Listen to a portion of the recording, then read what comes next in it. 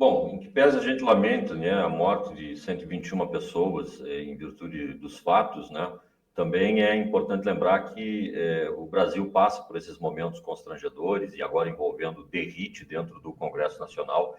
Ele que é deputado eleito, sim, mas não foi deputado por um dia. Preferiu a vaga de secretário de Segurança Pública do Estado de São Paulo em virtude do fato de ali ser um eventual candidato, inclusive, a governador, com muito mais naturalidade do que se estivesse lá correndo atrás das emendas parlamentares, dos seus funcionários fantasmas, tudo aquilo que os republicanos aprendeu muito bem também em meio ao bolsonarismo. Então, preferiu ficar em São Paulo. E agora, né, depois de ter retomado sua cadeira na casa, apresenta o projeto de lei 3 horas depois. Ou seja, as coisas já estavam mais ou menos negociadas, mas o fato é que o projeto de lei não teria como colar naqueles termos, especialmente em virtude do fato de que terrorismo é uma outra coisa no Brasil. Terrorismo é uma outra coisa no mundo todo.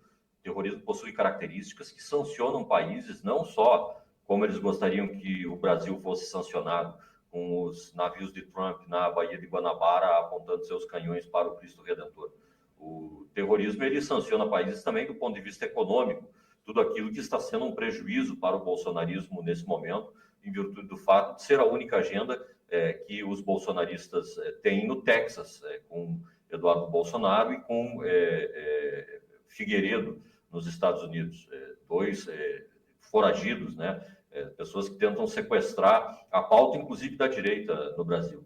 Então essas coisas elas vão todas se somando em virtude do fato de que agora vai mais uma vez para a conta de Hugo Mota. Hugo Mota, de fato, é o presidente do Congresso mais inábil, talvez, como eu disse no editorial, desde Severino Cavalcante, em virtude do fato de que quer estar com o pé em cada canoa o tempo todo. E não possui habilidade política que seu antecessor, seu padrinho político Lira tinha para fazer isso, negociando apenas e exclusivamente com as emendas parlamentares. Ele tenta imprimir um jeito de administrar o Sindicato dos Deputados que é só seu, e o seu jeito de administrar esse grande bloco fazer promessas vagas para o Centrão e promessas vagas para o bolsonarismo. E, obviamente, isso não funciona. Derrite apresentou um projeto de lei como relator em 3 horas, tipificando terrorismo como aquilo que está ligado às facções criminosas de todo o Brasil. Não existe solução fácil para um problema tão composto, tão complexo. Isso chamou atenção, isso obviamente caiu na impopularidade. Tentaram ali empregar vários jabutis, tentando criminalizar, eventualmente, movimentos sociais, como se terroristas fossem uma outra agenda que já estava desgastada, porque nem quando Bolsonaro foi presidente conseguiram emplacar essa retórica. E a definição de terrorismo é aquilo que, por motivos religiosos, morais ou políticos, atentam contra a existência de populações ou, principalmente, do Estado Democrático de Direito.